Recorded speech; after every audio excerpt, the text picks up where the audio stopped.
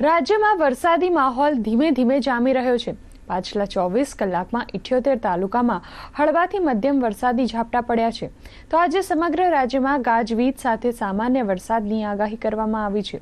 તો મધ્ય ગુજરાતમાં ચોમાસું આગળ વધ્યું છે અને નર્મદા જિલ્લામાં મધરાતથી જ વરસાદ શરૂ થયો હતો અને સવારથી જ ધોધમાર વરસાદ વરસવા લાગ્યો હતો।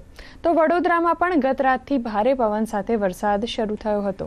ગત રોજ છોટાઉદેપુર જિલ્લાના બોડેલી, પાવી જેતપુર અને ક્વાંટ તાલુકામાં ગાજવીજ સાથે સતત 1 કલાક સુધી વરસેલા વરસાદના કારણે માર્ગો પર પાણી વહેતા થયા હતા। તો તાપી જિલ્લામાં પણ સૌથી વધુ વ્યારા તાલુકામાં 1.25 ઇંચ વરસાદ વરસ્યો હતો।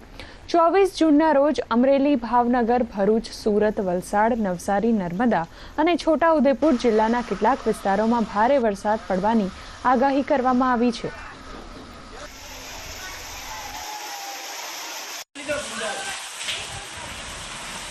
આ વરસાદના પગલે ગરમીથી શહેરીજનોને ખૂબ જ રાહત મળી છે। અગાઉ જે પ્રમાણે હવામાન શાસ્ત્રીઓએ તેમજ કેટલાક નક્ષત્ર શાસ્ત્રીઓએ જે આગાહી કરી હતી તે મુજબ આંધ્ર નક્ષત્રમાં પડેલો વરસાદ એ લગભગ હેલીના સ્વરૂપે જે પડતો હોય છે। તો આ સાથે જ ખેડૂતોએ પોતાની વાવણી શરૂ કરવાની તેમજ તે માટેના અનેક આયોજનો કરે છે। આજે સવારમાં તો આહલાદક ઠંડક પણ પ્રસરી ગઈ હતી।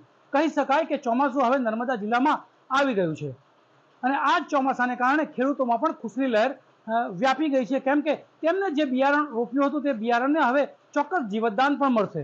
જયેશ દોશી, દૂરદર્શન સમાચાર, નર્મદા।